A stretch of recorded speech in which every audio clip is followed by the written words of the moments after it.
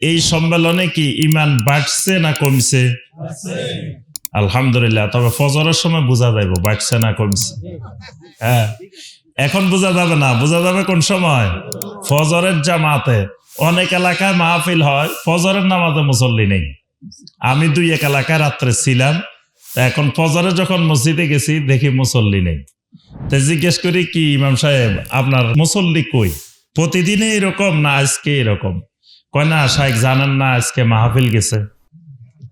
তার অর্থ হলো এমন মাহফিল গেছে যে মাহফিলে মুসল্লি কি হয়েছে? কমে গেছে।